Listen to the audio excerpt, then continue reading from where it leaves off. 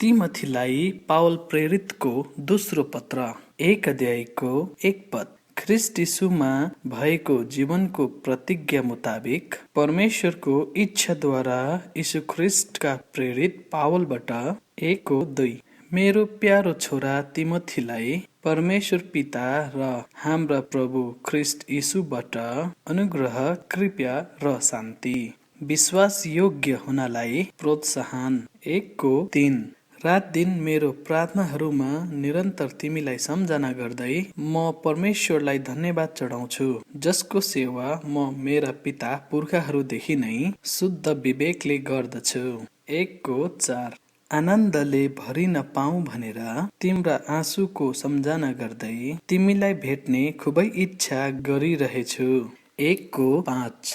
र तिमीमा भएको त्यस निष्कपट विश्वासको सम्झना गर्दछु, जुन चाहिँ पहिले तिम्री बज्यू लुइसमा थियो अनि तिम्री आमा युनिसमा, र मलाई निश्चय छ त्यो तिमीमा पनि छ।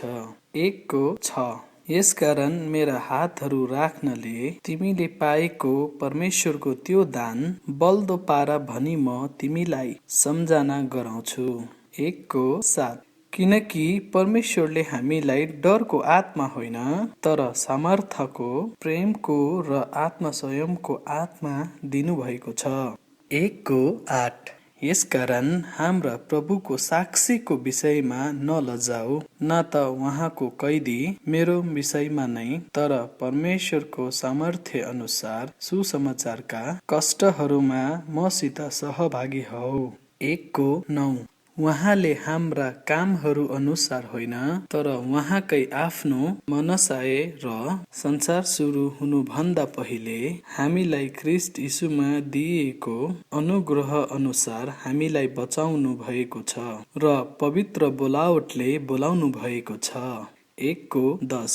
तर यो अनुग्रह अहिले हाम्रा मुक्तिदाता यीशु ख्रिस्टको आगमनद्वारा प्रकट भएको छ, जसले मृत्युलाई हटाइदिनु भएको छ अनि सुसमाचारद्वारा जीवन र अमरतालाई ज्योतिमा ल्याउनु भएको छ।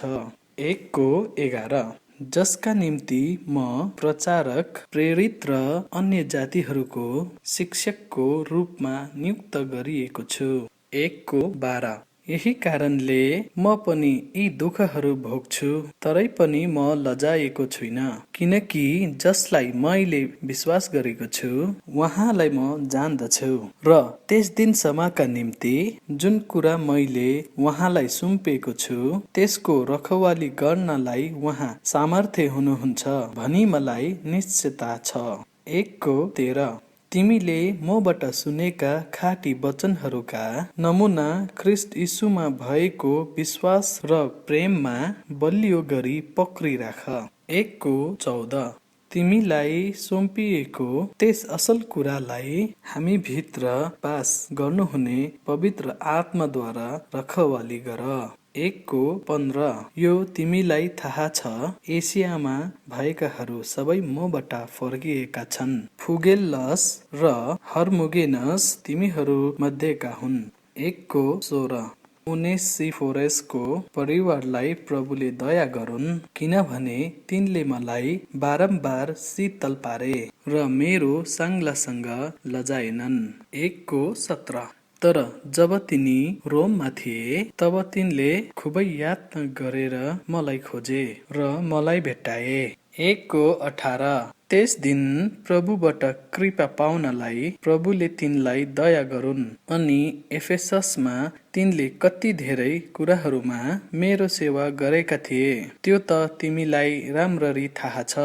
उत्तम योद्धा 2 अध्यायको 1 पद। यसकारण हे मेरा छोरा, ख्रिस्ट यीशुमा भएको अनुग्रहमा तिमी बलियो हौ। 2:2। अनि धेरै साक्षीहरूको बीचमा जुन कुराहरू तिमीले मबाट सुनेका छौ तिनलाई तिमीले विश्वास योग्य मानिसहरूलाई सुम्पिदेऊ, जो अरूलाई पनि सिकाउनमा योग्यका हुनेछन्। 2:3। यसकारण यीशु ख्रिस्टको असल सिपाही झैं दुःख उठाऊ। 2:4। आफूलाई सिपाहीमा भर्ना गर्नेलाई खुसी पार्नका निम्ति कुनै पनि लडाई गर्ने मानिसले आफूलाई यस जीवनका धन्दाहरूमा फसाउँदैन। 2:5 अनि होडबाजी गर्ने मानिसले पनि नेम बमोजिम होड गरेन भने उसले मुकुट पाउने छैन। 2:6 परिश्रम गर्ने खेतीवाला फसलहरूबाट भाग लिनमा पहिलो हुनुपर्छ। 2:7 म जे भन्दछु त्यसमा ध्यान देऊ र सबै कुराहरूमा प्रभुले तिमीलाई समझ दिउन्। 2:8 मेरो सुसमाचार अनुसार दाउदका वंशका यीशु ख्रिस्टलाई मरेकाहरूबाट बौराउनुभयो भनी सम्झना गर। 2:9 उसका निम्ति कुकर्मीले झैं कैदसम्म पनि म दुःख भोग्छु, तर परमेश्वरको वचन कैदमा छैन। 2:10 यसकारण उनीहरूले पनि ख्रिस्ट यीशुमा भएको मुक्ति अनन्त महिमासित पाउन् भनेर म चुनिएकाहरूका निम्ति सबै कुराहरू सहन्छु। 2:11 यो विश्वास योग्य वचन हो, हामी उहाँसँग मरेका छौं भने हामी पनि उहाँसँगै जिउने छौं। 2:12 हामीले दुःख भोग्यौं भने हामीले पनि उहाँसँगै राज्य गर्नेछौं। हामीले उहाँलाई इन्कार गर्यौं भने उहाँले पनि हामीलाई इन्कार गर्नुहुनेछ। 2:13 हामी विश्वास योग्य भएनौं भने पनि उहाँ विश्वास योग्य रहनुहुन्छ। उहाँले आफैलाई इन्कार गर्न सक्नुहुन्न। आदरको भाँडो। 2:14 प्रभुको सामुन्ने कडा आज्ञा दिँदै उनीहरूलाई यी कुराहरूको सम्झना गराइदेऊ। उनीहरूले शब्दहरूको बारेमा तर्क वितर्क नगरून्, जसबाट केही फाइदा हुँदैन तर सुन्नेहरूको बर्बादी हुन्छ। 2:15 आफूलाई परमेश्वर कहाँ ग्रहण योग्य तुल्याउने प्रयत्न गर। एउटा शर्ममा पर्नु नपर्ने किसिमको कामदार जस्तो, जसले सत्यको वचन ठिकसँग छुट्याउँछ। 2:16 तर अशुद्ध र व्यर्थका बकबक त्याग, किनकि तिनीहरू झन् ठूलो अभक्तितिर बढ्दै जानेछन्। 2:17 अनि तिनीहरूको वचनले सर्ने घाउले झैं खाँदै लैजानेछ। हुमेनियम र फिलेटस चाहिँ तिनीहरू मध्येका हुन्। 2:18 जसले बौरी उठाइ भइसक्यो भनेर सत्यको सम्बन्धमा बाटो बिराएका छन् र कतिको विश्वासलाई उल्टाइदिन्छन्। 2:19 तरै पनि परमेश्वरको जग दृढतापूर्वक खडा रहन्छ, जसमा यो छाप लागेको छ, प्रभुले उहाँका आफ्नाहरूलाई चिन्नुहुन्छ अनि ख्रिस्टको नाम लिने हरेक जन अधर्मबाट अलग रहोस्। 2:20 तर ठूलो घरमा सुन र चाँदीका भाँडाहरू मात्र हुँदैनन्, तर काठ र माटोको पनि हुन्छन्, अनि कति आदरका निम्ति र कति अनादरका निम्ति हुन्छन्।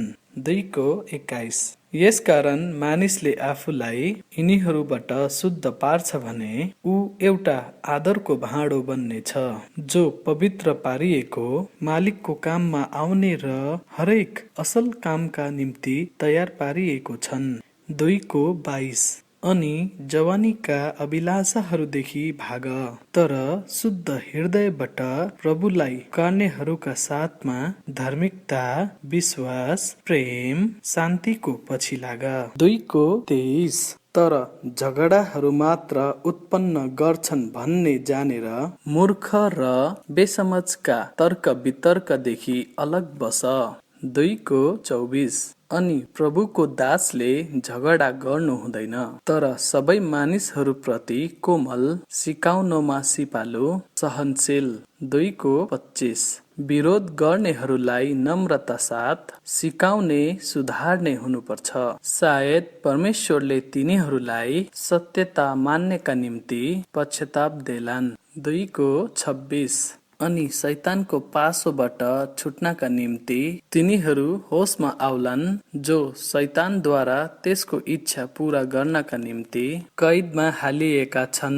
अन्तिम दिनको सङ्कटपूर्ण समय। 3:1 यो पनि जानिराख, अन्तिम दिनहरूमा सङ्कटपूर्ण समयहरू आउनेछन्। 3को 2, किनकि मानिसहरू आफूलाई मात्र प्रेम गर्ने, पैसाको लोभी, सेकीबाज, घमण्डी, निन्दा गर्ने, बाबु आमाको आज्ञा पालन नगर्ने, बैगुनी, अपवित्र। 3को 3, स्वाभाविक माया नभएका, मेल गर्न नचाहने, झुटा दोष लाउने, आत्मस्वयं नभएका, कठोर, असललाई घृणा गर्ने। 3को 4, विश्वासघाती, जिद्दीवाल, घमण्डले फुलिएका, परमेश्वरलाई भन्दा बरु मोज मजालाई प्रेम गर्ने। 3को 5, भक्तिको भेष त धारण गर्ने, तर त्यसको सत्य इन्कार गर्ने हुनेछन्। यस्ताहरूबाट पर बस। 3को 6, किनकि ती यस्ताहरू मध्येका हुन् जो घरहरूभित्र चाल मारेर पस्छन् अनि पापहरूले दबिएका र नाना प्रकारका अभिलाषाद्वारा चलाइएका मूर्ख स्त्रीहरूलाई बसमा पार्छन्। 3को 7, जुन स्त्रीहरूले सिक्न त सधैँ सिक्छन् तर सत्यको ज्ञानमा कहिले आइपुग्न सक्दैनन्। 3को 8, अब जसरी यान्नेस र यम्ब्रेसले मूसाको विरोध गरे उसरी नै तिनीहरूले पनि सत्यको विरोध गर्छन्। ती बुद्धिभ्रष्ट भएका र विश्वासको सम्बन्धमा रद्द भएका मानिसहरू हुन्। 3को 9, तर तिनीहरू अरू अघि बढ्ने छैनन् किनकि तिनीहरूको मूर्खता सबै मानिसहरू कहाँ प्रकट हुनेछ जसरी उनीहरूको पनि प्रकट भएको थियो। तिमोथीलाई विशेष शिक्षा।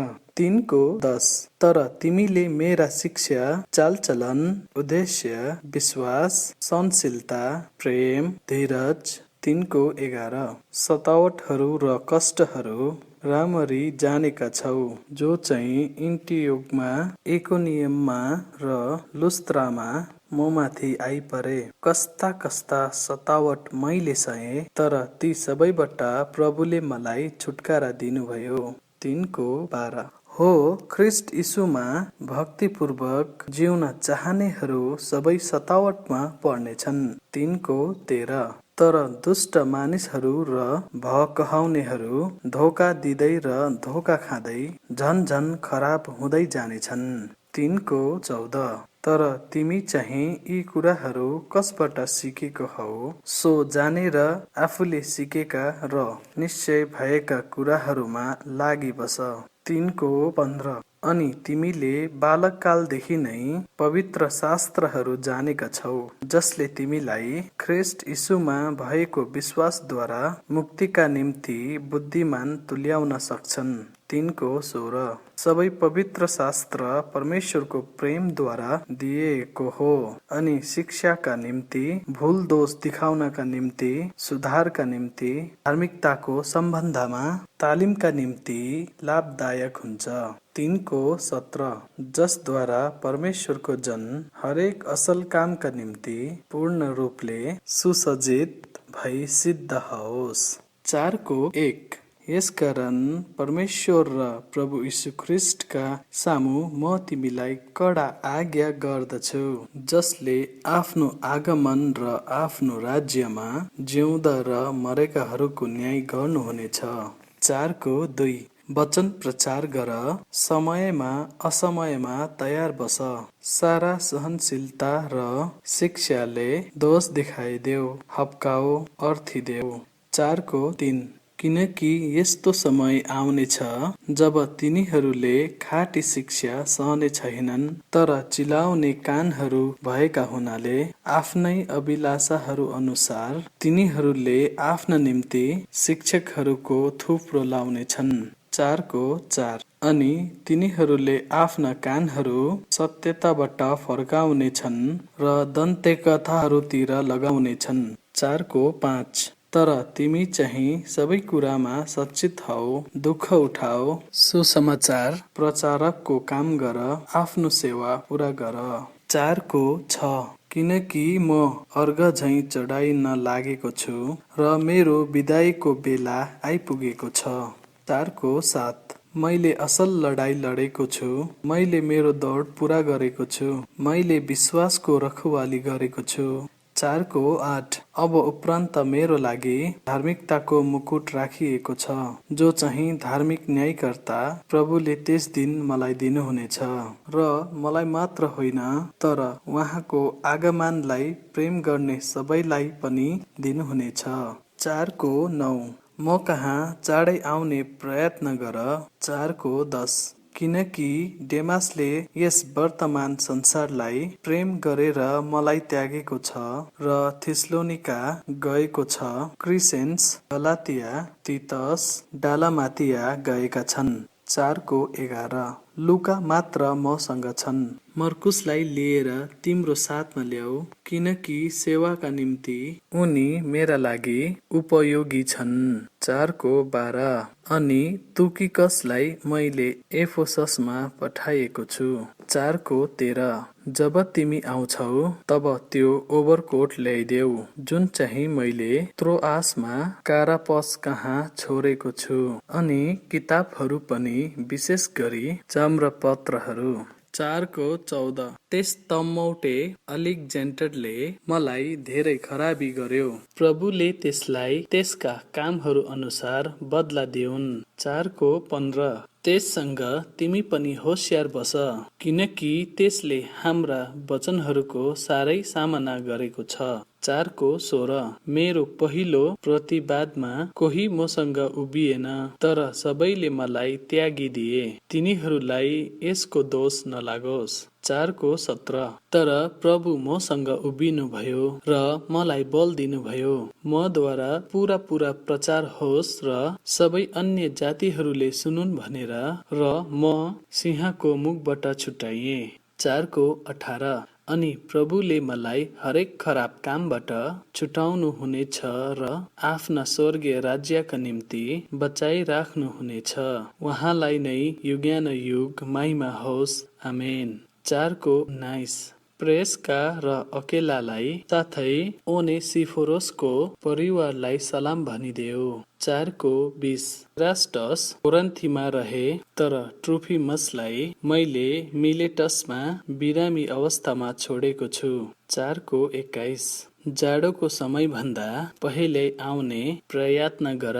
युबुलसले तिमीलाई सलाम पठाउँदैछन्, साथै पुडेन्स, लिनस, क्लाउडिया र सबै भाइहरूले पनि। 4 को 22 प्रभु यीशु ख्रीष्ट तिम्रो आत्मासँग रहून्, तिमीहरूसँग अनुग्रह रहोस्। आमेन।